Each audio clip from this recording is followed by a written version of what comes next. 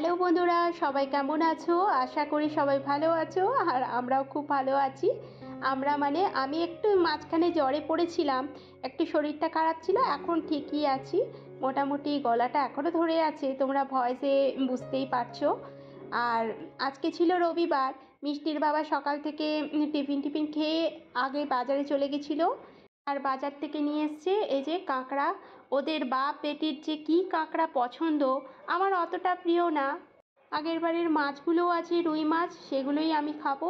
আর ওদের জন্য বানাচ্ছি কাঁকড়া। আজকে শিলে বেটে কাঁকড়াটা বানাবো, শিলে মশলা বেটে একটু আদা জিরে আর কাঁচা লঙ্কা বেটে নিলাম। মাছ মাংস ডিম যাই হোক, আমি এই লোহার কড়াই ছাড়া কোনো কড়াইতে করি না। এই কড়াইতে আমার রান্নাগুলো এত টেস্টি হয়, তোমরা না খেলে বুঝতে পারবে না। মিষ্টির বাবার খুব পছন্দ হয় এই লোহার কড়াইতে বানানো রান্না খেতে, তাই এই কড়াইটা আমার সবসময় সাথী। আর 1 মাস ধরে তো আমরা চিকেনটা খাচ্ছি না, মাটন চিকেনটা খাচ্ছি না। মিষ্টির বাবা খাচ্ছে ডিমটা, কিন্তু আমি খাচ্ছি না, মাছটাই খাচ্ছি। আর কাঁকড়াগুলো বেশ লাল লাল করে ভেজে নিলাম। তোমরা কিভাবে করো অবশ্যই কমেন্ট করে জানাবে। আমি তো এরকম ভেজে তারপর কাঁকড়াটার মশলাটা রেডি করি।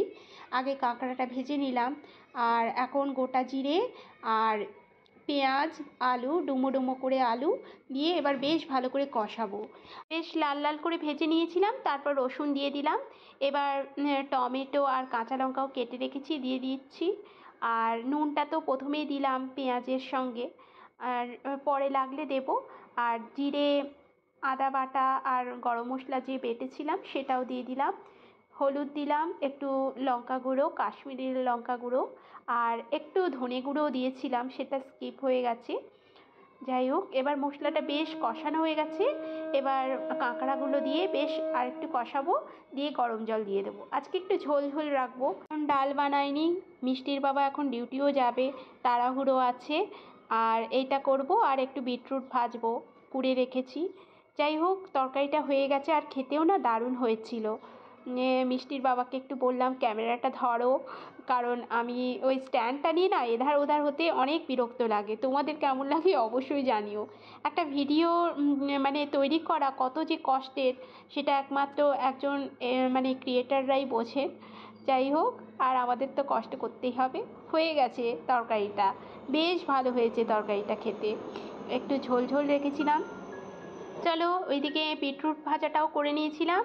আর এই যে কাঁকড়ার তরকারি, এই দিয়ে মিষ্টির বাবাকে এখন খেতে দিয়ে দেবো।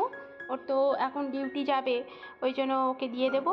আর আজকে দুপুরের রেসিপি এই ছিল। কাঁকড়ার রেসিপিটা কেমন লাগলো তোমরা অবশ্যই কমেন্ট করে জানিও। আর ভালো লাগলে পাশে থেকো। আজকের মতন বিদায় নিচ্ছি, সবাই ভালো থেকো, বাই বাই।